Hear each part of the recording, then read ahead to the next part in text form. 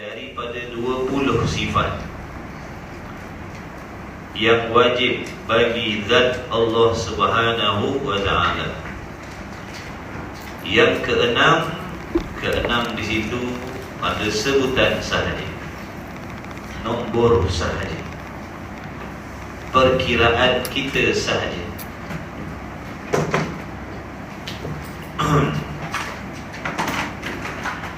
Jadi yang keenam itu nombor saja, 6 itu nombor saja. Bukan bermaksud sifat Allah Ta'ala itu beraturan dulu dan kemudian. Bukan bermaksud sifat Allah itu beraturan dulu dan kemudian. Bahkan semua sifat Allah Ta'ala itu sedia kala semua, tidak ada permulaan bagi adanya segala sifat Allah. Segala sifat Allah itu semuanya qadim, sedia kala. Tidak ada satu pun sifat Allah yang baharu. Tidak ada satu pun sifat Allah yang baharu. Semua qadim, semua sedia kala. Tidak ada yang terdahulu dan tidak ada yang terkemudian. Adapun sifat kita makhluk ini baharu. Ada yang dahulu, ada yang kemudian. Kewujudan kita contohnya, kita Allah ciptakan daripada tiada kepada ada. Tapi waktu tu kita masih jahil, masih tuli, masih bisu. Betul. Kemudian baru Allah bagi hidup, dan baru Allah bagi ilmu contoh. Baru boleh mendengar, baru boleh melihat. Jadi sifat kita ni ada dulu ke kemudian. Kerana kita ni baharu. Ada pun Allah Ta'ala itu qadim, dan segala sifatnya pun qadim. Jadi pagi ni kita nak bicarakan tentang sifat yang keenam pada sebutan daripada 20, iaitu wahdaniyah. Apa yang dikehendaki, yang dimaksudkan dengan keesaan Allah Ta'ala, yang dikehendaki dengan keesaan Allah. Wahdaniyah artinya keesaan Allah, dan ada kala diterjemahkan dengan ketunggalan Allah. Keesaan Allah, ketunggalan Allah, ataupun satu Allah Ta'ala. Apa maksudnya? Apa perbezaan satu Allah, ketunggalan Allah dengan selain Allah? Apa perbezaannya? Apa perbezaannya satu Allah dengan satu yang selain Allah? Okey. Manusia ataupun makhluk ini juga bersifat dengan satu. Sebuah rumah satu, seorang satu. Satu. Jadi Allah pun satu. Zaid duduk seorang, mana Zaid itu satu. Apa perbezaannya satu Allah dengan satu si Zaid? Kita bawa sebotol sahaja air mineral pagi ni, satu juga. Kita ada sebuah rumah saja, satu juga. Rumah tadi bersifat satu. Allah pun bersifat satu. Apa perbezaan? Mesti tidak serupa. Mesti tidak serupa satunya Allah dengan satu yang selain Allah. Jadi sekarang ni Musannif rahimahullahu ta'ala nak menghuraikan agar kita memahami dengan sejelas-jelasnya, sehingga kita dapat membezakan di antara satunya Allah dengan satu yang selain Allah. Agar kita terselamat daripada menyamakan sifat Allah dengan sifat yang selain Allah. Wajib bagi diri kita boleh membezakan. Wajib bagi diri kita boleh membezakan di antara sifat Allah dan sifat makhluk. Kerana kalau kita tidak boleh membezakan, maka kita akan menyemutukan atau menyamakan. Yang mana menyamakan Allah dengan selain Allah ataupun menyamakan yang selain Allah dengan Allah itu adalah di antara sebab yang boleh mengkufurkan seseorang, mengkafirkan. Baik, jadi wahdaniyah erti wahdaniyah keesaan. Wajib pada syarak pula atas tiap-tiap mukallaf mengetahui serta mengaku putus di dalam hatinya. Wajib mengetahui, wajib belajar, wajib mengaji, wajib mendengar, berusaha bersungguh-sungguh menjaga adab-adab dan akhlak-akhlak di dalam menuntut ilmu. Jadi wajib tahu, belajar ulang-ulang, insya-Allah. Daripada tak faham, nanti Allah beri faham. Bila dah belajar banyak kali, Allah dah bukakan pintu kefahaman, kita dah faham dah. Cukupkah dengan faham? Tak cukup lagi. Kena mengaku di dalam hati. Hati kita mestilah mengaku. Hati mesti membenarkan apa yang kita dah faham. Hati kita mestilah meyakini, menerima, yakin dengan apa yang kita dah faham, dengan apa yang kita belajar. Bila dah belajar, oh satu ni bermaksud gini. Oh satu Allah ni maksudnya gini. Hati mesti yakin dengan perkara itu. Barulah dipanggil orang yang beriman. Beriman itu bukan bermaksud mengetahui sahaja. Beriman itu dengan makna mengetahui dan hatinya mengaku, hatinya membenarkan, hatinya menyungguhkan dengan apa yang dia dah tahu. Contoh macam orang Yahudi, orang Nasrani, mereka mengetahui Muhammad itu utusan Allah kerana telah tersebut di dalam kitab-kitab mereka. Tetapi hati mereka tidak membenarkan apa yang mereka telah tahu. Dengan sebab itu mereka dikira kafir dengan Allah. Boleh faham? Ramai muslimin yang tahu di dalam Al-Quran itu ada undang-undang jinayah yang telah ditetapkan oleh Allah. Tapi tidak semua manusia itu mengakui, membenarkan, mengiyakan. Maka mereka menjadi orang kafir di sisi Allah. Boleh faham? Jadi mengetahui bukan bermaksud beriman. Mengetahui beriman itu bermaksud mengetahui.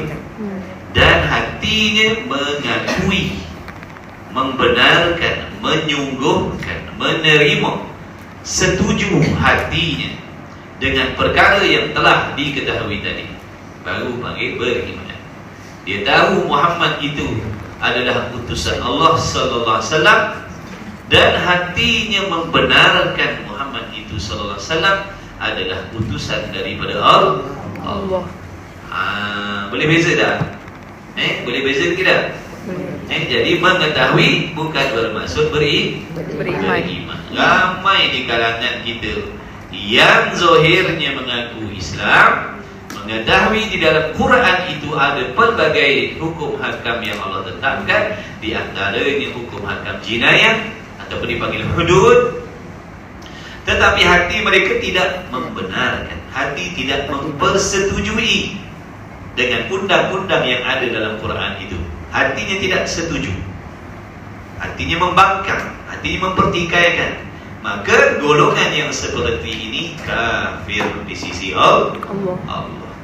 Kalau mati dalam keadaan pegangannya demikian, insya-Allah kekal dalam neraka selama-lamanya. Alhamdulillah. Itulah pentingnya ilmu pengetahuan. Wajib hati kita menerima sekalian perkara yang ada di dalam Al-Quran.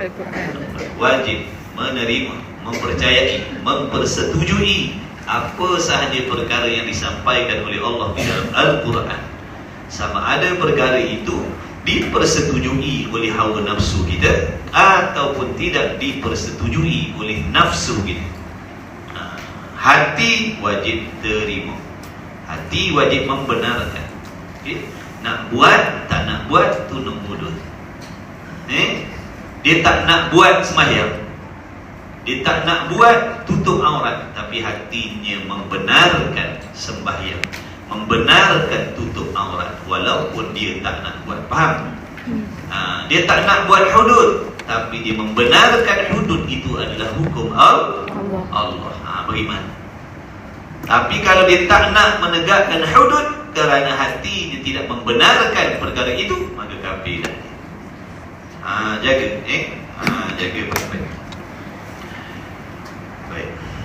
Itu maksud iman tadi tu. Mengaku putus, bukan sekadar tahu. Hatinya mesti mengaku. Mengaku putus jazam. Akan tentu sungguh Allah Ta'ala itu bersifat dengan satu pada zatnya. Jadi satu Allah ni terbahagi kepada 3 maksud. Yang pertama, ketunggalan Allah pada zatnya Allah. Tunggu satu. Ketunggalannya Allah, keesaannya Allah pada zatnya Allah. Maksudnya diri Allah Ta'ala itu satu. Jangan tidur. Kalau tidur nanti terlepas, rugi buang masa datang. Lawan.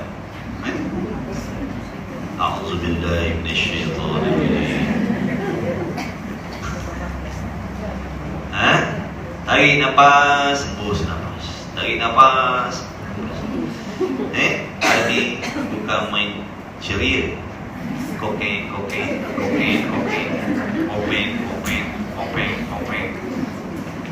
Bismillahirrahmanirrahim. Huraian yang ke-6.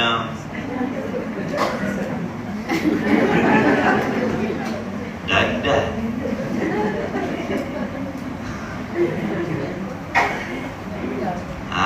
Lawan. Dia memang tak suka kita ngaji tauhid, biar kita tak faham. Bila kita tak faham, payahlah kita nak baiki. Betul? Kita nak baiki amalan ni kena nak faham. Kalau tak faham, payahlah nak baiki. Datang dah, ngaji lah, tidur. Tak faham dah tidur. Bertiga, macam mana nak baiki? Dah tidur. Tak faham lah. Lawan. Mujahadah. Kena berperang, berlawan, bermujahadah. Ya Allah tolonglah, ya Allah tolong. Bagi taufik ya Allah. Mata ni berat ni macam ada gunung Kinabalu. Ya Allah, impak. Tolonglah. Lawan. Jangan tengok, ingat saya tengok kitab, saya tak nampak yang lain-lain.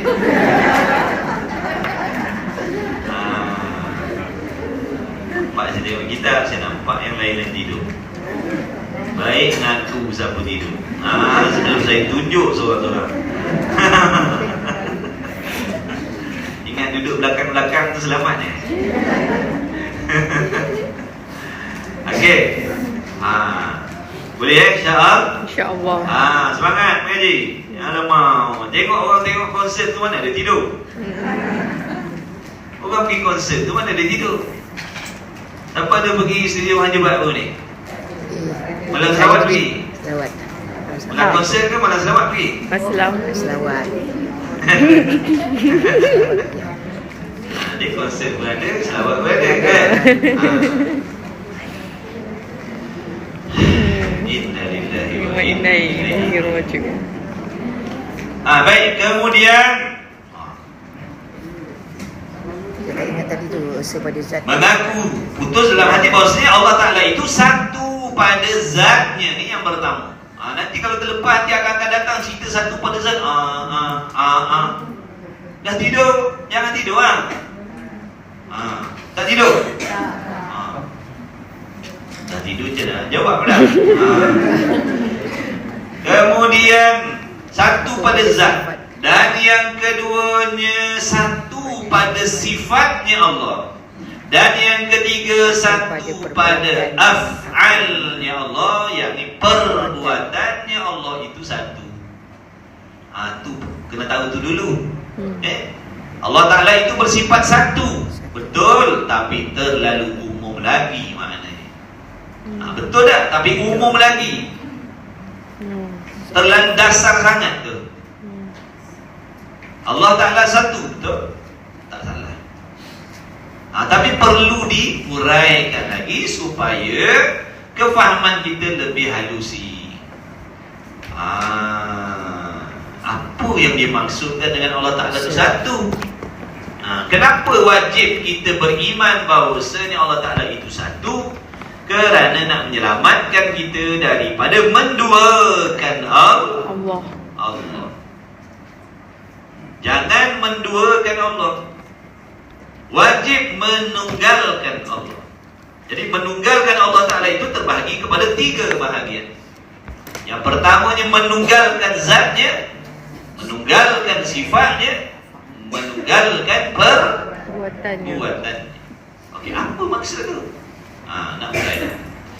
Mana dalilnya dulu, cari dalil dulu. Mana bukti yang menunjukkan, mana dalil tu mana bukti yang menunjukkan bahawasanya wajib Allah Ta'ala itu mesti Allah Ta'ala itu bersifat dengan satu. Mana dalilnya? Dalilnya ada di dalam Al-Quran.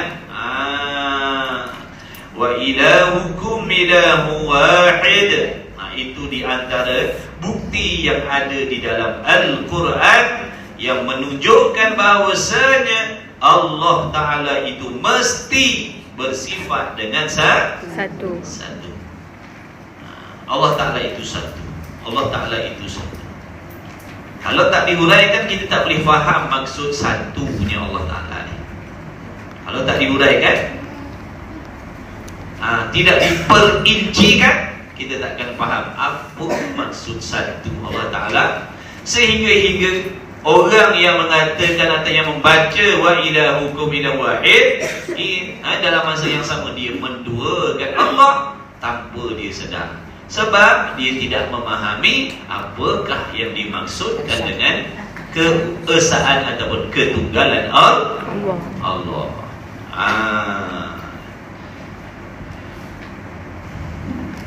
Dan bermula Tuhan kamu itu Tuhan yang satu. Tuhan kamu tu satu. Yang nama Tuhan tu satu. Yang nama Tuhan tu satu. Kalau dah yang Tuhan tu satu, kenapa ada di dalam hati manusia mengiktikadkan bahawasanya usaha boleh memberi sesuatu? Orang yang mempercayai usaha hamba, usaha kita ni boleh memberi sesuatu, memberikan kesan baik ataupun memberi kesan buruk, mereka sebenarnya telah menduakan Allah. Faham tak tu? Kerana makna Tuhan itu adalah sesuatu yang boleh memberi bekas. Itu Tuhan. Hanya Tuhan saja yang boleh memberi bekas. Jadi sekarang mengapa dikatakan usaha juga boleh memberi bekas? Bukankah situ dah menduakan Tuhan? Nampak tak? Jadi orang yang mengatakan usaha hamba boleh memberi bekas, maka dia telah menyamakan usaha itu seperti Allah. Betul ke tidak? Allah boleh memberi kesan baik, usaha boleh memberi kesan baik. Sama dah? Sama. Dah menduakan Allah. Jadi jangan diiktikadkan usaha boleh memberi kesan sesuatu. Yang boleh memberi kesan sesuatu itu hanya Allah. Hanya Allah. Itu contoh saya nak tunjukkan. Dia tak sembah berhala. Tapi dia mengiktikadkan usaha itu boleh memberi bekas. Jadilah dia orang yang telah menduakan Tuhan. Kerana memberi bekas itu sifat Tuhan. Sifat Tuhan. Makhluk tak boleh memberi bekas. Usaha kita makhluk. Boleh faham? Maka satu itulah dikatakan wahdaniyah, artinya keesaan. Kadang panggil satu, kadang panggil keesaan, kadang panggil ketunggalan. Yang mana maksud bagi satu, maksud bagi ketunggalan, maksud bagi keesaan itu ialah tidak berbilang-bilang. Tidak berbilang-bilang. Itulah yang dikehendaki dengan maksud satu tadi. Jadi satu-satu itu bermaksud tidak berbilang-bilang. Satu ini sifat salbiyah. Sifat salbiyah, yakni sifat yang kita tidak boleh mengerti dan memahami maksudnya kecuali dengan menafikan perkara yang tidak layak dengan zat Allah. Bila kita nafikan perkara yang tidak layak dengan zat Allah, baru kita boleh faham maksud sifat sabiyah tadi. Jadi macam satu ini, kita takkan memahami apa maksud satu, melainkan menafikan berbilang-bilang. Satu itu bermaksud apa? Tidak berbilang-bilang. Tidak berbilang-bilang, itulah satu. Bukan berbilang-bilang, itulah satu. Yang dimaksudkan satu itu adalah tidak berbilang-bilang. Kalau berbilang-bilang itu bukan satu, banyak. Paling kurang dua. Paling kurang dua. Dua tu panggil berbilang-bilang dah. Dah panggil banyak dah dua tu. Maka satu itulah yang dikatakan wahdaniyah, artinya keesaan. Tidak berbilang-bilang. Jadi tidak berbilang-bilang ni, tidak berbilang-bilang, itulah yang dimaksudkan atau yang dikehendaki dengan makna satu. Boleh? Boleh? Boleh?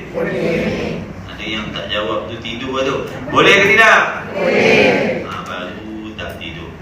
Dan makna satu pada zat itu. Okey, sekarang dia nak hurai dah. Jaga nak hurai satu-satu dah ni. Dia nak pecahkan dah ni. Tadi mula-mula dia cakap umum dulu. Wa ilahukum ilahu wahid, Tuhan kamu Tuhan yang satu. Umum lagi. Lepas tu dia pecah sikit lagi. Satu Allah Ta'ala itu terbahagi kepada tiga maksud. Yang pertama satu pada zat, yang kedua satu pada sifat, yang ketiga satu pada perbuatan. Okey, faham dah? Pecah tiga. Satu Allah, bila sebut satu, kita kena ingat tiga benda ni. Bila kita sebut Allah Ta'ala itu satu, kena ingat tiga benda ni dalam kepala kita, iaitu satu pada zat, sifat dan perbuatan. Okey. Kemudian perlulah difahami tiap-tiap satu ni. Tiap-tiap satu ni, satu pada zat tu apa? Yang dikehendaki dengan satu pada zat tu macam mana? Satu pada zat ni apa maksud, tak faham. Ni nak hurai satu-satu dah. Satu pada zat tu apa? Satu pada sifat tu apa? Satu pada perbuatan tu apa? Itu kita ada tengok, ada orang temu ramah, dia kata, apa pelajaran yang paling susah tu sini? Makcik rasa macam tak ada yang susah lah. Makcik rasa susah. Makcik tasawuf susah. Saya tauhid susah. Yang mudahnya tak payah ngaji. Tak payah mengaji, itulah yang paling mudah. Tengok TV, main handphone, berbini, beranak, tak payah ngaji. Baru senang. Ngaji susah. Nak fahamkan lagi, buang masa, buang tenaga, lawan ngantuk. Susah ngaji. Lepas tu nak kena beramal pula, lagi susah. Nak senang, tak payah ngaji. Ngaji sungguh-sungguh lah. InsyaAllah kita bersungguh, InsyaAllah dapat. Hukum adatnya begitulah. Kadang kita ni rasa susah tak dapat sebab kita tak sungguh. Ngaji tidur, macam mana nak dapat? Rugi ya. Siap hari ni kena tidur. Okey, maka satu. Jadi sekarang dia nak hurai yang pertama dulu. Satu pada zat. Apa dia? Jaga dia nak hurai ni, jangan tidur. Lepas ni kan sebelum habis kelas saya nak tanya. Siapa dapat sebelum habis keluar kelas saya dulu? nak tanya. Siapa dapat keluar dulu? Nak tengok faham ke tidak, ambil ke tidak, tulis ke tidak. Siapa yang kena tanya ni kan? Siap. Hari ni saya nak tunjuk seorang. Saya tunjuk. Jaga. Okay, punya nasib lah tu. Dia kata minggu depan kita tak hantar. Lagi bertambah susah pula jadi mengaji macam ni. Okey, dan makna satu pada zat itu ialah, okey, zat ni apa makna zat? Diri perkara. Zat ni diri. Diri. Ni diri. Ni diri benda ni, diri dia. Diri dia ni, ni zat lah ni, ni zat dia, diri dia. Zat tu diri.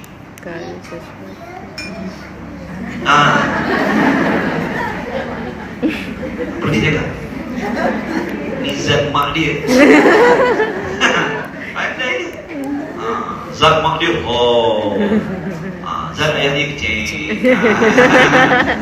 Zat mana diri sesuatu. Diri sesuatu.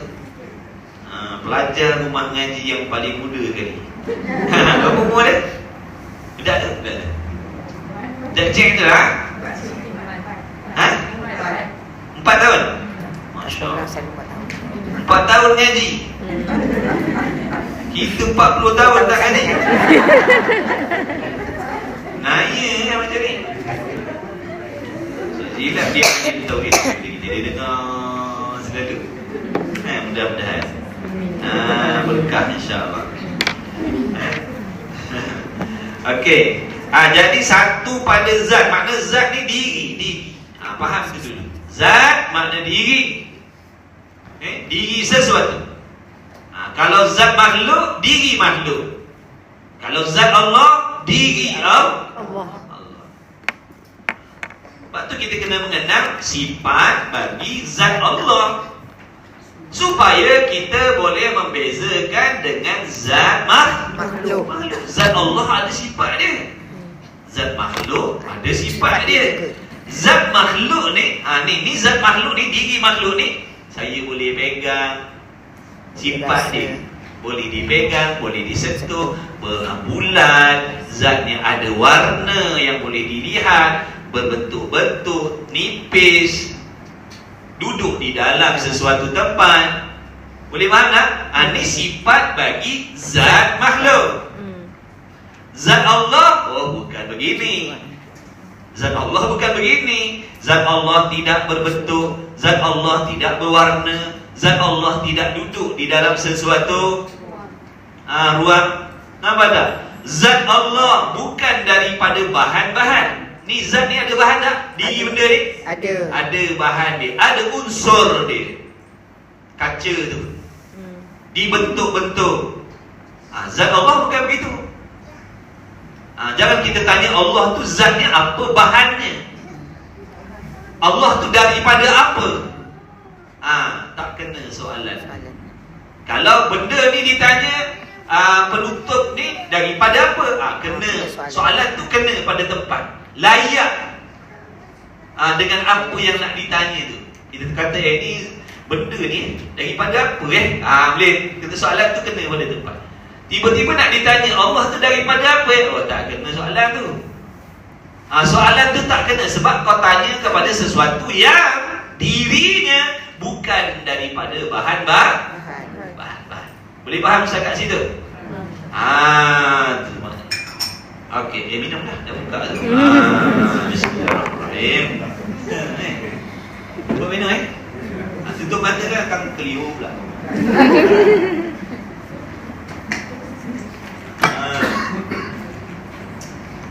Baik. Sekarang dia nak urai yang pertama. Faham kat sini, fahamlah tempat lain. Faham kat sini makna satu pada zat, ngajilah kitab tauhid yang lain. Bila dengar satu pada zat, beres dah, faham dah itu. Sama je. Sebab tu saya kata tumpukan dulu ni, kitab ni tumpu tu. Faham sini, fahamlah tempat lain. Sama je nak diuraikan dalam kitab risalah tauhid pun inilah juga yang nak disampaikan. Cuma olahan ayatnya lain, contohnya lain, tapi maksudnya sama. Bukan maksud satu Allah Ta'ala dalam kitab Misbahul Munir lain, satu yang disebutkan dalam kitab Faridah lain maknanya. Dah sama je. Sama je. Jadi kalau boleh faham sini, boleh tangkap kat sini, tempat lain mudah. Tapi kalau bengong sini, bengong lah tempat lain. Bengong mana bengong aku pun duduk satu. Sini pun tak apa, tempat lain pun tak faham lah. Okey, dengar baik-baik, jangan tidur. Dan makna satu pada zat Allah Ta'ala. Dia nak hurai dah. Nak hurai jaga. Nanti hujung bulan ni, di antara soalan yang akan keluar dalam kertas biasa kita ni, huraikan apa maksud satu pada zat Allah. Subjektif. Hurai. Jadi nak hurai dengan kepahaman lah. Okey, jaga baik-baik. Ni jawapan ni. Ni jawapan. Saya dah bagi tahu soalan bocor dan jawapan bocor ni dah bagi. Dan makna satu pada zat itu ialah zat Allah, yakni diri Allah. Zat Allah, yakni diri Allah Ta'ala tidak bersusun. Tambahlah angka 2 situ. Tidak bersusun-susun. Mudah kita nak faham kan? Ayat tu betul dah. Untuk guru kita buat saja kita duk tambah. Tambah nak bagi kita lagi mudah tu. Dan makna satu pada diri itu, satu pada zat itu, yakni satu pada diri Allah Ta'ala itu, apa maksudnya? Zat Allah, makna diri Allah Ta'ala itu tidak bersusun-susun daripada beberapa zat ataupun beberapa bahan. Tulis. Tidak bersusun daripada beberapa zat, yakni beberapa bahan. Beberapa zat tu yakni beberapa bahan yang boleh dibilangkan ataupun yang boleh dikirakan. Sebab kalau dah kata boleh dikira, dibilangkan, maknanya banyak dengan sekurang-kurang bilangan. Sebuah bilangan berapa? 2. Jadi zat Allah, diri Allah itu bukanlah sesuatu yang terdiri, yang terjadi daripada persusunan dua bahan yang bergabung menjadi satu. Bukan maksud begitu. Zat Allah bukan begitu. Zat Allah bukan seperti cemper ni ataupun penutup ni, yang mana penutup ini daripada bahan-bahan, unsur-unsur yang bersusun-susun, yang bercantum-cantum, yang melekat-lekat, yang bertindih-tindih, yang bergabung-gabung menjadi satu penutup ni. Betul? Penutup ni ada berapa? 1. Siapa nampak 2? Siapa tak nampak langsung, tidurlah tu. Tak nampak langsung. Jadi penutup ni 1. Walaupun kata 1, tapi hakikat diri dia ni berbilang-bilang. Katanya berbilang-bilang, tang mana pula berbilang-bilang? Kan 1 ni berbilang-bilang pada pihak mana?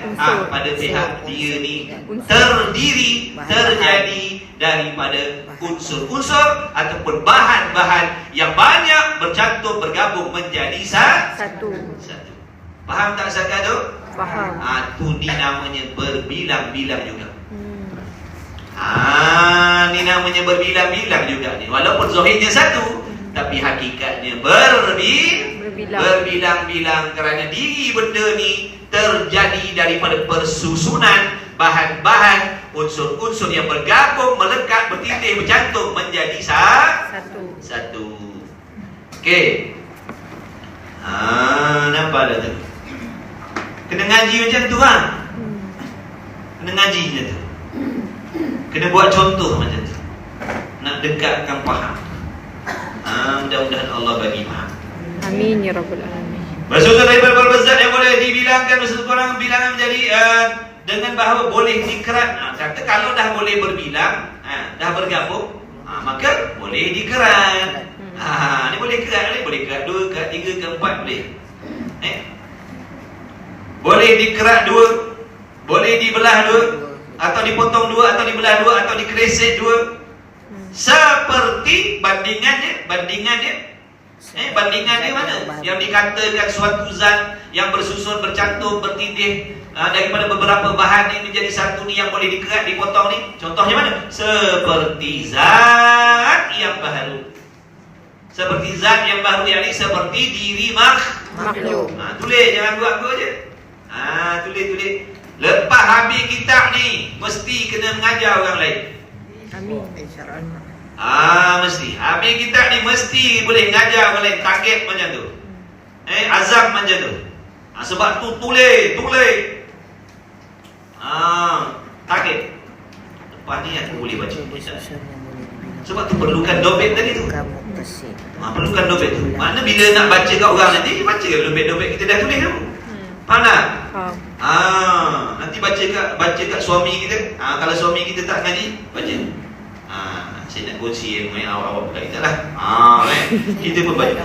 Kita pun baca bersusun daripada beberapa zat, daripada bahan-bahan. Dia kata terror dalam kitab ni tak ada tulis pun. Itulah langsung ngaji. Padahal kita tulis. Beberapa zat yakni tu kita nak baca yang kita dobel. Maksud beberapa zat ni yakni beberapa bahan yang boleh dibilangkan, yang berbilang sekurang-kurang bilangan dengan bahawa boleh dikerat, boleh dipotong dulu, dikereset dulu, seperti segala zat yang baru, yakni segala diri makhluk. Terror dia kata macam mana boleh baca dia tu? Itulah dompet tadi. Itulah tujuan dompet tadi. Jangan kata kita tak boleh baca kat orang lain.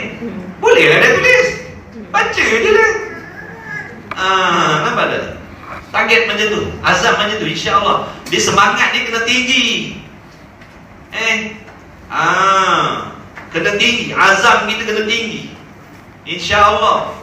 Tapi kalau lemah macam biskut masuk angin, tak ada dia jawab. Ada semangat.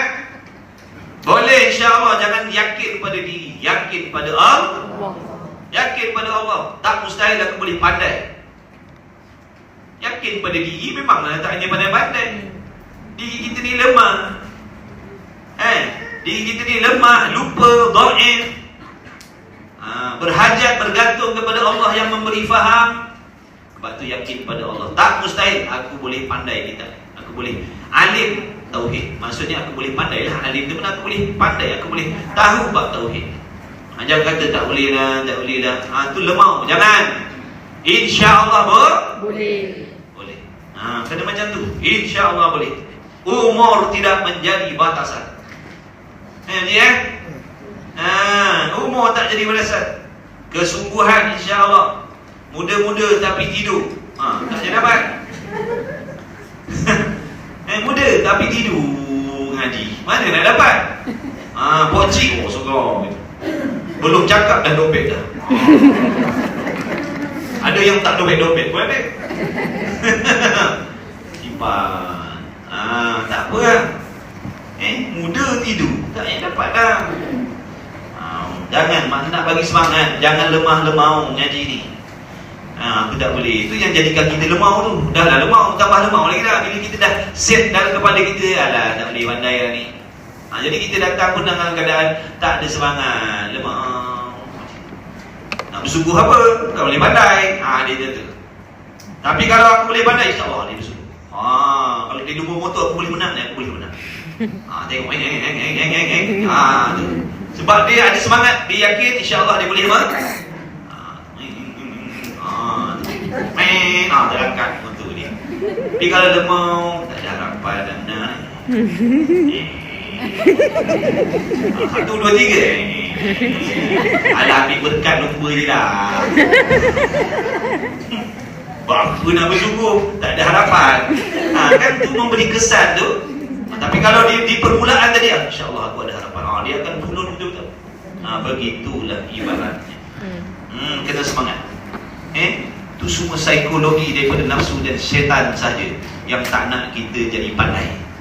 Jadi dia hasut kita. Dia bisik, dia kata kau takkan boleh pandai, kau tak payahlah nak bersungguh-sungguh. Jadi kita melemah aja. Nak tak nak aja dengau. Itu yang lemah. Boleh insya-Allah. Okey, lagi.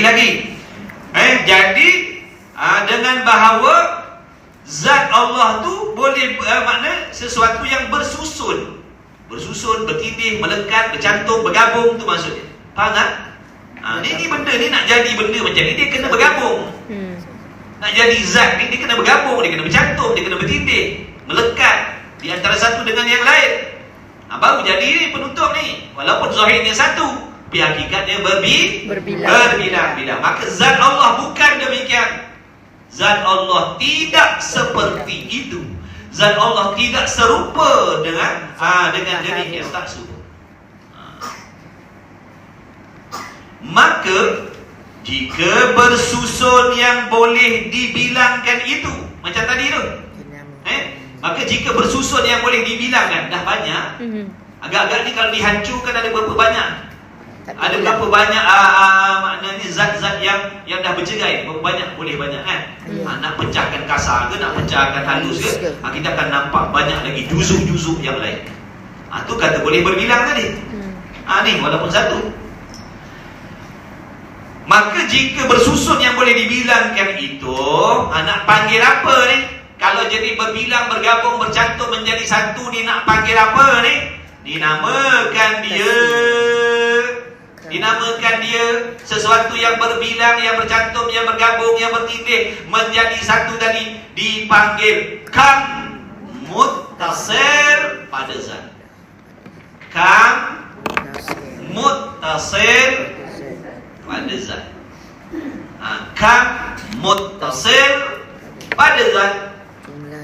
Mana bilang-bilangan yang bercantum-cantum pada diri sesuatu. Tulis. Bilang-bilangan yang bercantum, bilang-bilangan yang bercantum-cantum pada diri sesuatu. Itulah yang dimaksudkan dengan kam muttasil. Ngaji kitab Risalah Tauhid dengan kam muttasil, itulah dia benda ni. Sama sahaja. Boleh tak? Boleh. Ada nampak tak? Ada nampak? Jangan nampak sikit-sikit ada. InsyaAllah. Dia kena mengancam tu bersungguh. Tu bila sebut kam muttasil, tahu dah mana sesuatu yang bergabung menjadi satu. Mudahnya. Sesuatu yang bergabung daripada dua jadi satu, daripada tiga jadi satu, daripada empat jadi satu. Paling kurang dua benda bergabung jadi satu. Itu pun kam muttasil. Ni tubuh badan kita ni, tubuh badan tuan-tuan perempuan semua ni pun kam muttasil. Berapa banyak bahan-bahan yang Allah gabungkan menjadi tubuh badan kita ni. Walaupun saya kata saya seorang, saya duduk seorang depan ni, walaupun saya kata saya seorang, satulah maknanya. Walaupun saya duduk seorang je, saya duduk satu je kat depan ni, saya seorang je kat depan, saya satu je kat depan, tapi hakikatnya diri saya ni berbilang-bilang. Kenapa pula berbilang tang mana? Kerana diri saya ini dijadikan oleh Allah daripada pelbagai jenis bahan-bahan dan unsur-unsur. Dengan kebijaksanaan ilmu Allah menciptakan diri saya. Jadi yang namanya tubuh manusia. Ni meja ni, ada berapa meja kat depan ni? Satu. Zahirnya, tapi hakikatnya kam muttasil. Boleh je kamu tasin. Itulah dia kamu tasin. Faham tu? Faham Pak Lek, insyaAllah. Jadi kalau diri makhluk boleh tanya apa bahan ni? Boleh tanya. Udara tu apa bahan ni? Boleh tanya. Air tu apa bahan ni? Boleh tanya. Tapi kalau Allah apa bahan ni? Oh, tak boleh tanya. Tak ada kena-mengena dengan bahan. Allah bukan kamu tasir. Allah bukan kamu tasir. Jangan pula dikatakan ataupun ada duk khayal nak fikir Allah tu daripada apa Diri Allah tu daripada apa tu semua setan. Faham tak? Itu semua setan yang nak merosakkan akidah kita. Bila kita dah belajar ni, kita boleh tahu lah, oh tidak, mustahil. Allah bukan daripada bahan-bahan apa-apa. Maha suci Allah itu dirinya daripada bahan-bahan yang tertentu. Walaupun nak dikatakan bahan-bahan yang tidak serupa dengan makhluk. Faham tak? Faham. Jangan dikatakan Allah tu ada bahannya, tapi bahannya makna unsur Tuhan tu tak sama dengan unsur yang lain. Tidak, mustahil. Kerana menjadikan berbilang-bilang, menafikanlah makna ketunggalan Allah. Tak boleh panggil tunggal lah kalau dah begitu. Faham tak? Nampak tak? Tak boleh nak panggil. Yang ni hakikatnya tak boleh panggil satu juga. Ni hakikat sebenar-benar. Cuba kita panggil satu tu tidak pada zahir. Hakikatnya tak boleh panggil satu kerana dirinya berbilang-bilang. Kam muttasil.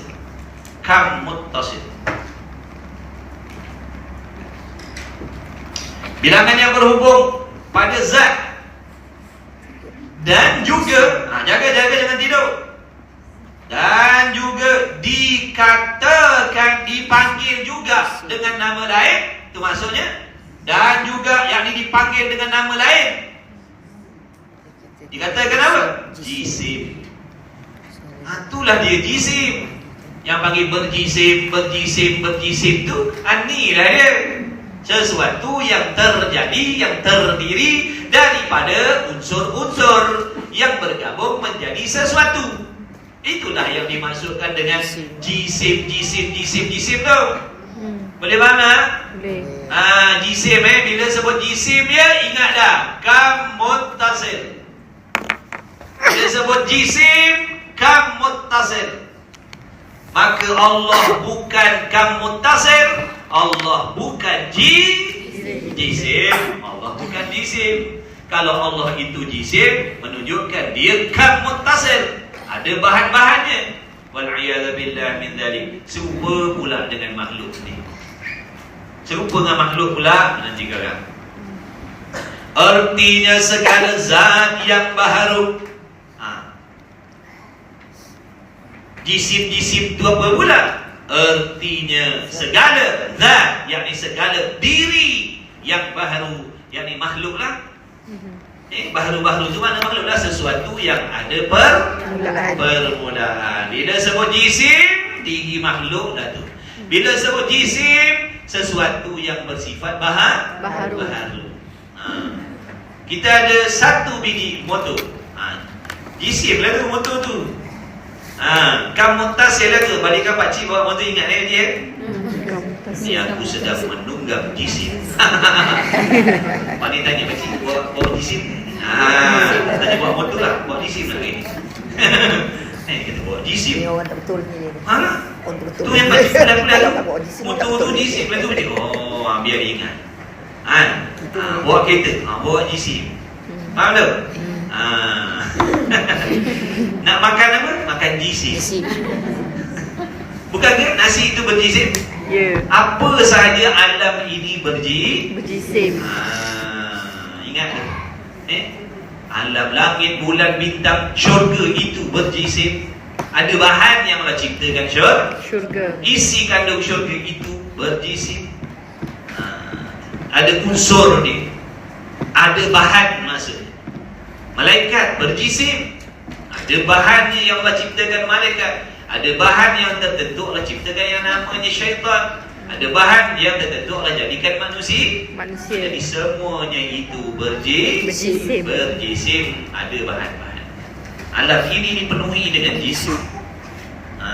Alam ini dipenuhi dengan jisim.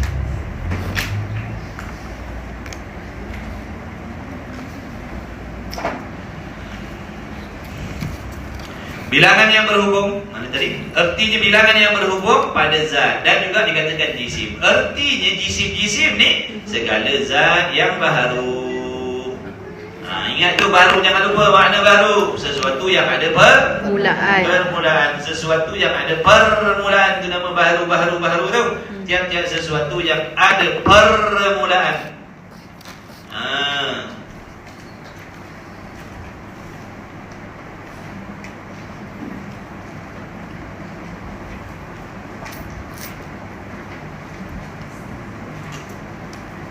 Jadi kalau ditanya zat Allah tu bagaimana? Zat Allah itu tidak seperti jisim. Itu jawapan dia. Zat Allah tu bagaimana? Zat Allah bukan seperti jisim. Tidak berjirim, tidak berjisim. Tidak ada kena-mengena dengan sifat jirim, sifat jisim. Dah macam mana? Macam mana zat Allah tu yang sebenar-benarnya? Kalau kau tahu, kau dah ngaji tauhid sangat. Kalau dah ngaji tauhid sangat, tauhid. Nak tanya, macam mana sebenar-benarnya zat Allah? Jawabnya, tidak ada yang mengetahui, yang mengenali hakikat zat Allah itu selain Allah sendiri. Itu jawapannya. Tidak ada yang mengetahui hakikat diri Allah Ta'ala itu melainkan Allah sendiri. Yang kita tahu, zat Allah itu sifatnya tidak sama dengan sesuatu. Zat Allah tidak sama dengan sesuatu. Dia bukan berjirim, dia bukan berjisim, dia bukan berbentuk, dia bukan berpihak, dia bukan berbahan, dan bukan segala-galanya. Dan hakikatnya macam mana? Allah yang tahu. Tidak ada yang mengetahui hakikat zatnya Allah melainkan Allah sendiri. Adapun selain Allah, tak ada yang mengetahui selain Allah. Tidak ada yang mengetahui hakikat zatnya sendiri melainkan Allah sendiri lah yang tahu. Macam tu lah jawab dia. Jangan duk cari-cari lagi macam mana tu yang pecah kepala otak tu. Putus wayang. Putus wayang. Orang suruh fikir macam mana nak mandi wajib. Dimikir benda orang tak suruh fikir. Fikir tu macam mana cara mandi wajib, macam mana baca rukun qauli.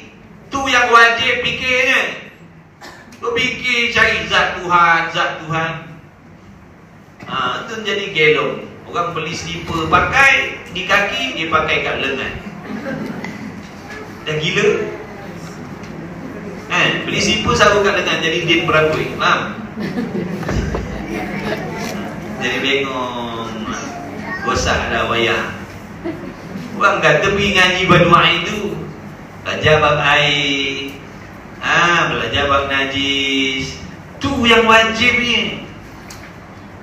Ini tu fikir cari zat Tuhan, macam mana diri Tuhan tu. Orang kata belajar benda lain, dia pergi belajar benda lain. Jadi bengong, jadi gelong, jadi gila, cakap seseorang. Jadi isim. Isim tu banyak ada sebab-sebab dia ni, banyak sebab-sebab. Amalan kadang zikir-zikir yang dibaca tak betul baris. Zikir-zikir yang dibaca tu salah baris. Bila salah baris lagi maksud. Sebab tu jangan zikir sembarang. Kena tanya dulu betul ke tidak ni bacaan ni. Kadang-kadang dalam buku-buku yang kita ambil tu kadang-kadang salah cetak lah. Betul. Baris. Kadang-kadang berzikir dengan zikir yang tak padan dengan diri kita. Di zikir ni dia macam ubat lah, mudah nak faham. Ubat ni dia tak semua kena telan. Ada level-level dia. Ada sukatan dia. Kita bukan level kita. Duk belasah. Memang benda tu manfaat, tapi bukan untuk yang macam kita. Tak sesuai. Kita ni makan kotal. Kotal pink tu budak-budak lagi. Tu yang kita nak kena kemamnya. Ini kita pergi makan ubat tahap-tahap kejadah. Tu jadi panas. Dipanas, panah naik ke kepala, panah. Jadi panah baran tak tentu pasal. Kadang-kadang ada kesan juga tu, asbab dia. Jangan kita macam orang-orang ni mana sikit dia kita nak kena banyak kan. Tu afdalul zikri la ilaha illallah. Itu yang terlebih afdal untuk kita orang awam ni berzikir. Yang lain-lain tu boleh. Tapi yang nak kena paling banyak sekali la ilaha illallah. Itulah yang terpaling afdal sekali.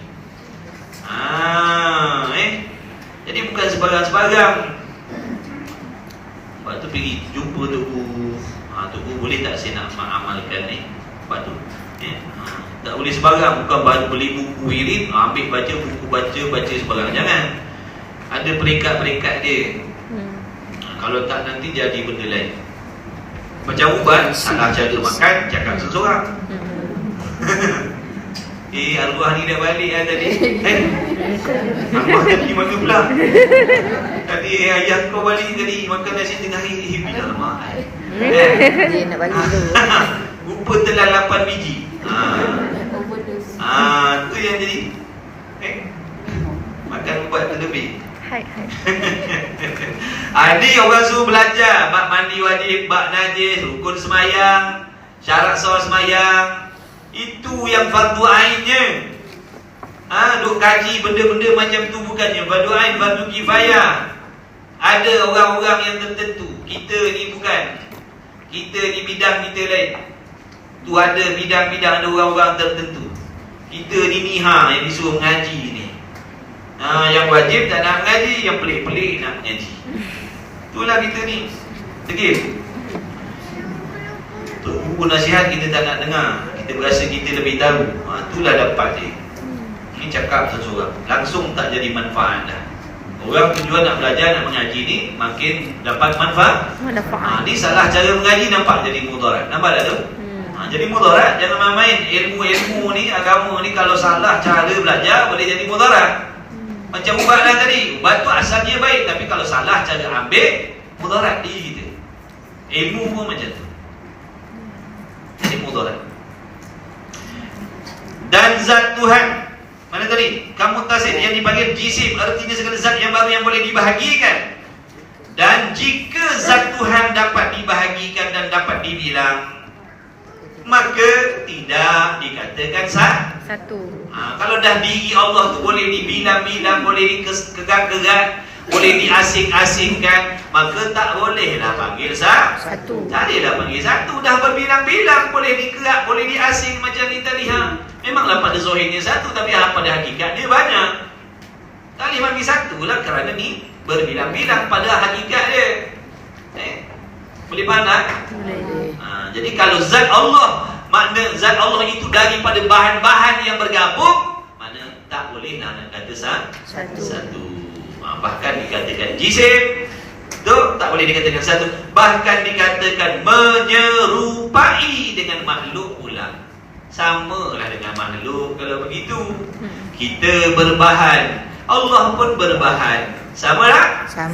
Samalah pada pihak sama pada pihak terdiri, terjadi daripada sesuatu yang bergabung. Sama pada pihak situ. Sama dengan makhluk, menyerupai makhluk pula. Tak dikata. Jadi orang yang berkata Allah itu berjisim, mereka adalah orang yang menyerupakan Allah dengan sesuatu. Boleh faham? Sifat jisim apa? Ni apa kelakuan dan sifat yang wajib bagi jisim. Ni jisim. Ni jisim kita ambil lah. Kita pun jisim ambil lah yang ni. Mudah nak tunjuk. Ni jisim. Apa sifat yang wajib bagi diri dia ni? Yang wajib, yang tak dapat tidak. Bila sebut jisim, mesti dia bersifat begitu. Apa? Ada bahan lagi, bergerak diam lagi, berbentuk lagi. Itu sifat yang wajib bagi dia ni. Duduk perlu pada ruang lagi, apa lagi? Jadi sebab itu barang siapa yang mengatakan Allah itu bertempat, duduk di dalam ruang, mereka telah menyamakan Allah seperti jisim. Kerana yang bertempat, yang berpihak itu adalah jisim. Bertempat. Ni kelakuan yang wajib bagi jisim. Bila sebut jisim mesti bertempat, maka kalau dikatakan Allah bertempat, serupa tak dengan jisim kelakuan dia? Serupa. Lepas tu kefahaman kita tolak. Mana boleh terima? Tuhan bertempat. Bertempat itu jisim. Boleh faham? Boleh. Nanti kenapa tanya di sisi kita akidah Ahlussunnah wal Jamaah ni, kenapa tak boleh terima yang kata Tuhan itu bertempat? Ni jawapan dia tadi. Sebab Allah itu bukan seperti jisim. Yang wajib bertempat itu adalah Jisim. Adakah Allah seperti jisim? Tidak. Tidak. Bila Allah tidak seperti jisim, maka kelakuan-kelakuan yang wajib bagi jisim tidak ada pada Allah. Tidak ada pada Allah. Faham baik-baik. Orang yang mengatakan Allah bertempat, dia telah menyamakan sifat jisim dengan Allah. Jangan. Apa hukum bila dah menyamakan Allah dengan makhluk berjisim, bertempat? Kafir. Pegang tu jawapan dia tu. Menyamakan dengan makhluk. Kafir. Faham tak? Rosak Akidah. rosak akidah, jangan main-main. Berjisim, bertempat. Bila sebut bertempat mesti jisim. Bila sebut bertempat mesti jisim. Bila sebut bertempat, berruang mesti jisim. Sebab itu kelakuan yang wajib bagi jisim. Faham tak tu? Kelakuan yang wajib bagi jisim, yang mesti. Setiap jisim, sifat yang wajib bagi jisim mesti Bertempat. mesti bertempat. Jadi Allah tak ada kena-mengena dengan tempat, sebab dia bukan berjisim. Itu jawapannya. Itu akidah Ahlussunnah wal Jamaah, Asy'ariyah, Maturidiyah. Yakin bahawasanya Allah Ta'ala itu zat yang mesti ada, wajib al-wujud, dia mesti ada. Tetapi dia maha suci dari bertempat.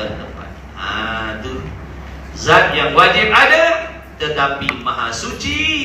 Zat Allah dari bertempat seperti kelakuan jisim. Dia nak kata begini, tempat Tuhan tu tak sama dengan tempat kita, tak boleh pakai. Faham tak?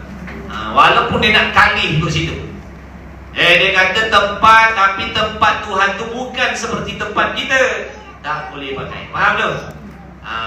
Jangan. Dia orang pandai spin-spin ni. Dia pandai pusing-pusing. Kalau kita tak mengaji betul-betul, kita terima nanti kalau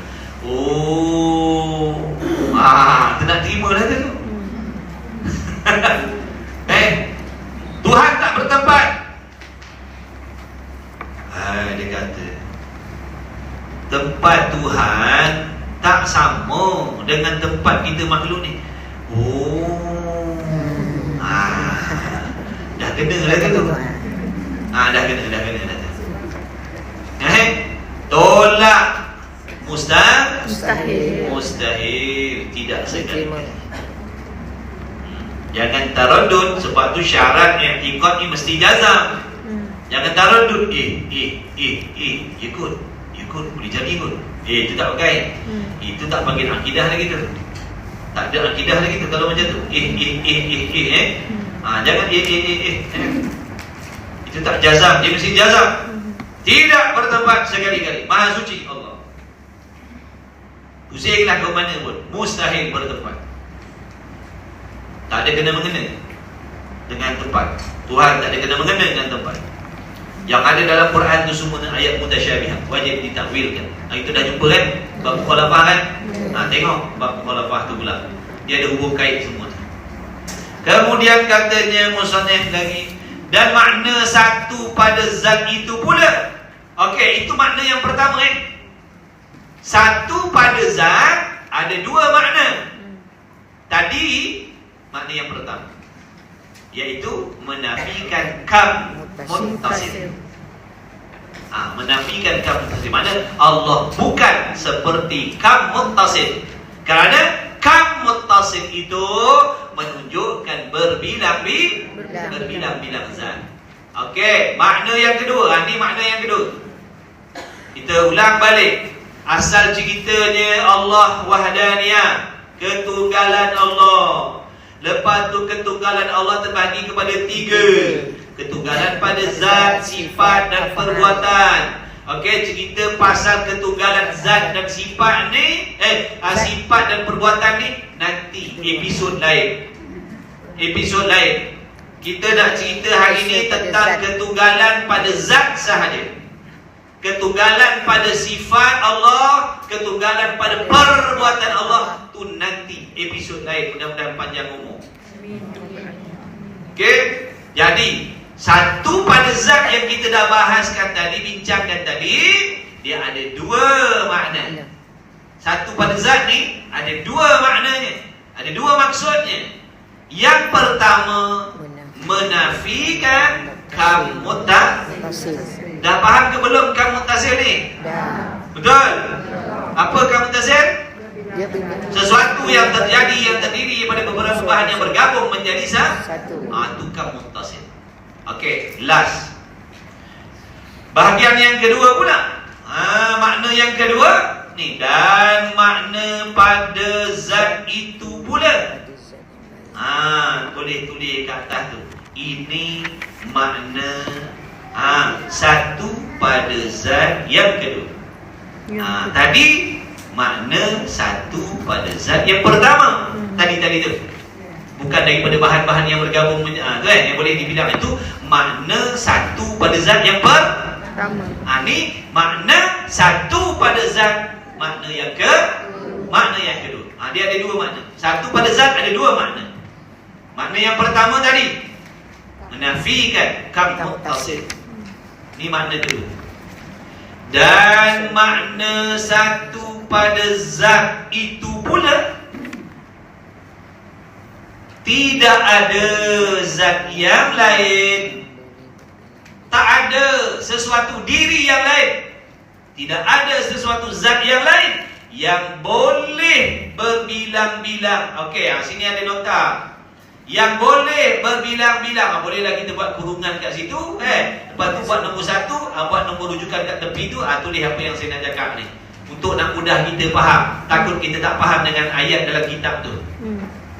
Dan makna satu pada zat itu pula, tidak ada zat yang lain yang boleh berbilang-bilang. Yang boleh berbilang-bilang tu, kita buat makna buat ayat begini, yang sama. Macam tu senang. Yang boleh berbilang-bilang, yang ni yang sama serupa. Boleh gitu. Yang boleh berbilang-bilang, yang ni yang sama serupa dengan zat Allah Taala. Tu kalau baca habis. Ulang balik. Dan makna satu pada zat Allah Taala itu pula, tidak ada zat yang lain yang boleh berbilang-bilang, yakni yang serupa. Apa tadi saya cakap? Serupa zat. Yang serupa, yang sama dengan zat Allah. Tu boleh berbilang-bilang tu kita buat dalam kurungan. Lepas tu buat nota kat tepi tu, yakni nak huraikan tu. Jadi nanti kalau kita baca sendiri, kita boleh faham. Sebab kalau ayat ni macam ni, kita tak terang sangat. Kita lah, saya lah, tuan faham kannya. Saya. Jadi tadi saya terangkan tu untuk saya, bukan untuk tuan-tuan. Gitu.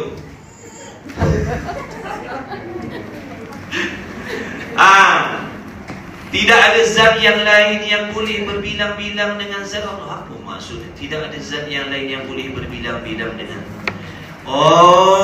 Tidak ada zat yang lain yang serupa. Yang serupa, yang sama dengan zat Allah. Itu maksud. Itulah maksud. Maknanya begini, nak cari di sesuatu tempat yang lain yang dirinya sama macam Allah juga, tiada. Kita nak cuba congakkan, nak cuba khayalkan, nak cuba kita kumpul kepala kita ni semua, pakak-pakak fikir. Jom kita fikir, ada tak suatu zat yang lain diri dia sama macam diri Allah? Zat dia sama macam zat Allah, tidak bertempat, tidak berjirim berjisim, maha suci dari kekurangan, bersifat dengan segala sifat kesempurnaan, adanya sedia kala lagi, tidak binasa, maha berkuasa. ada tak yang macam tu? Jawabnya dia Tiada. boleh tak faham? Maknanya kalau ada dah dipanggil berbilang-bilang. Dah panggil berbilang lah. Kalau dah ada yang lain macam Tuhan juga, maknanya dah panggil dua, betul? Betul. Okey, gini. Saya ni, zat saya ni, diri saya ni, jisim saya ni, boleh tak saya seorang nak mengaku dalam alam ini saya seorang sahaja yang begini kejadian ni? Tidak. Tak. Saya seorang je yang macam ni. Tidak. Tak ada yang lain yang macam saya. Tak ada yang lain macam di tubuh badan saya, zat macam saya ni. Boleh tak saya nak mengaku gitu? Tidak. Boleh tak? Tidak Tak. boleh. Saya seorang yang macam ni. Boleh. Sebab apa tak boleh? Banyak Ramai lagi yang- zat-zat yang lain serupa macam zat saya. Jadi saya nak kata saya ketunggalan, tak boleh. Sebab banyak yang lain sama sebiji macam saya keadaan dan kejadian. Ni dalam ni pun dah banyak ni. Faham tak? Yang ni dipanggil bilang-bilangan yang serupa tapi berasingan. Bilangan Fasil. yang serupa tapi berasingan. Maknanya yang serupa dengan saya itu tapi berasingan dinamakan kamun fasil. Munfasil. Munfasil. Munfasil.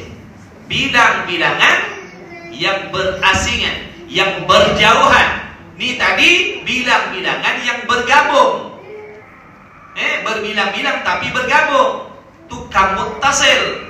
Ni bilang-bilangan juga tapi bercerai, berasingan. Makna banyak-banyak tadi tu berasing. Ni tadi banyak bercampur jadi satu. Ni banyak tapi bercerai, berasing. Faham tak? Faham. Jadi saya nak kata saya satu tak boleh. Tak boleh. Sebab banyak lagi yang lain sama macam saya. Ini makna kamun fasil. Fasil. Dengan makna tidak ada sesuatu zat yang lain yang boleh berbilang-bilang dengan zat Allah. Maknanya tidak ada suatu zat yang lain, dunia akhirat, dalam alam nyata, dalam alam ghaib, yang ada dalam fikiran yang tak ada dalam fikiran kita. Tidak ada sesuatu yang lain dirinya seperti Allah. Kerana kalau ada, walaupun satu, dah dipanggil Allah itu, Tuhan itu berbilang-bilang zatnya. Kerana dah ada yang lain macam dia juga. Boleh faham tak? Boleh. Kering tekak itu ni. Ni darah kita lagi beza-beza. Darah. Dua je. Alhamdulillah. Kita nak tegang kan? Nak tegang kan? Mudah-mudahan Allah bagi faham. Tapi kalau tegang gini, tegang begitu, taknya nampak nak macam mana? Belum ada rezeki lah tu. Sabarlah dulu. Kan Allah Ta'ala bagi faham semua kan. Minggu depan kosong kan bilik ni. Dah nak ngaji apa lagi, dah alim. Minggu depan kita abang seorang. Jom. Dah alim. Dah alim semua. Berat ni. Tu ada hikmah ni. Ada yang faham, ada tak berapa nak faham. Allah nak suruh kita datang lagi, ngaji lagi. Jangan rasa puas hati dah.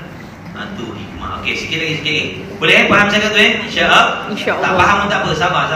Nanti Allah bagi faham. Sabar. Yang penting kita usaha, bersungguh. Kalau patut catat dulu. Biar tak faham tak apa, catat dulu. Apa yang saya kata tulis tu tulis dulu. Tak faham dulu tak apa.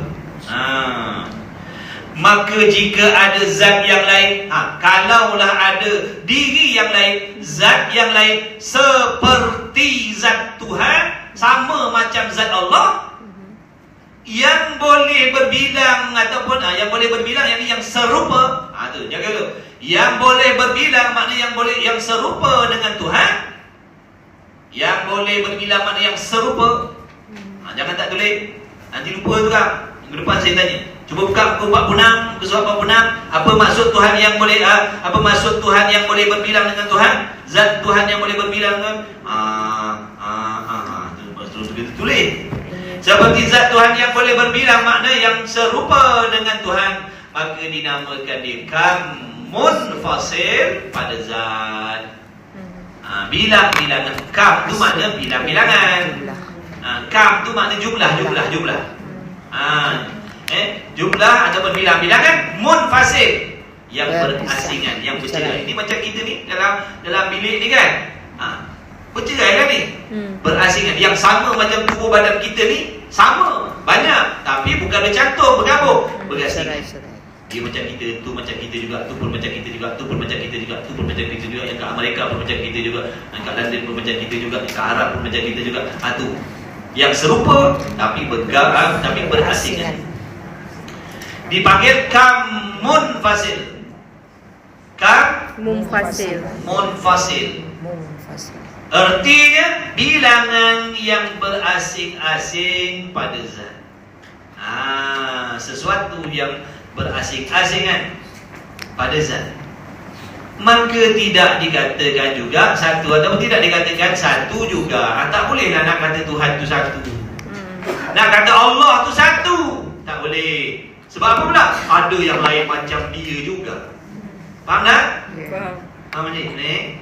Tak apa, tak faham, kita songkok dia dengan Ustaz. Tanya songkok. Itu dah sering tanya, itu dah sering cakap kan. Oh, dia tersungkuk lah. Kita ingat cerita tahu seseorang ni. Okey. Nampak.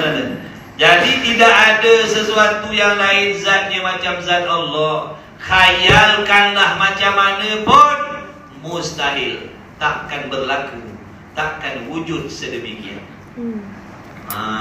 Contoh setan nak bisik dalam hati, ada pun boleh jadi. Kan banyak dalam alam ni kan, banyak makhluk yang Tuhan jadi. Boleh jadi adalah tu, cuma kita yang tak tahu sesuatu tu diri dia macam Allah juga. Tidak. Mustahil. Apa maksud mustahil? Perkara yang tak boleh diterima pada akal sekalikan. Tu maksud mustahil. Tak ada terima. Kau khayalkanlah macam mana, kau cakaplah macam mana, tak, mustahil. Takkan ada. Tak boleh terima di akal. Tak masuk akal ada sesuatu yang lain zatnya macam Tuhan juga. Mustahil. Tak masuk akal. Begitu. Barulah selamat diri kita daripada was-was syaitan. Kalau tak kan boleh jadi kot. Kita kan tak tahu. Boleh jadi kot. Mana boleh kot tak boleh. Mustahil. Tidak sekali-kali. Dan makna satu pada sifat itu. Habis dah dua maksud tadi, satu pada zat tadi dah ada, habis dah. Dua maksud. Jadi lain kali bila sebut satu pada zat Allah, ingat dua benda tadi. Yang pertama menafikan kam muttasil, yang kedua menafikan kam munfasil. Itu maksud satu pada zat Allah. Jadi jangan dikatakan Allah itu dirinya berjisim, mana ada bahan. Dan jangan dikatakan ada sesuatu yang serupa dirinya seperti Allah. Jangan. Maknanya bila faham ni tadi, seseorang itu akan terselamat daripada mensyirikkan zat Allah dengan zat yang lain. Jadi kita ni kena jaga tiga ni. Jangan syirikkan zat Allah, jangan syirikkan sifat Allah, jangan syirikkan perbuatan Allah. Itu yang kita nak kena faham ni. Kena faham betul-betul maksud ketunggalan ni tadi. Sebab ada orang dia tak percaya ada Tuhan selain Allah, tapi dia percaya ada sesuatu yang ilmunya macam Allah. Sesungguhnya dia telah menduakan sifat Allah situ. Ada orang dia tak percaya ada Tuhan selain Allah, tapi dia percaya ada sesuatu perbuatan sama macam perbuatan Allah. Dia telah menduakan af'al Allah. Itu kena jaga baik-baik. Mukhalafat tu tak boleh hawa ni, kena faham baik-baik. Dan ni pun kena faham. Yang lain pun penting. Tapi yang banyak menjadikan seorang tu syirik sebab tak faham masalah mukhalafah dan tak faham masalah wahdaniyah. Jadi faham baik-baik. Dan makna satu pada sifat yang dikata tadi dua tu je. Ini dah sifat dia kata, lain akan datang, kenapa nak baca lagi? Dan makna ikut kita lah, kita nak baca. Tak nak dengar lagi ya balik. Dan makna satu pada sifat itu, keterangannya di minggu hadapan. Wallahu a'lam. Jadi ya. Dah. InsyaAllah. Mudah-mudahan Allah memberi kita ilmu yang bermanfaat, ingatan yang kuat, yang berkesaran dan memberi manfaat sehingga boleh kita jadikan kefahaman tadi dalam menjaga akidah kita daripada terjatuh kepada menyamakan, menyemutukan Allah dengan sesuatu. Dengan berkat majlis ilmu kita pada pagi ini, kita berdoa kepada Allah mudah-mudahan sekalian kita yang hadir yang mengikuti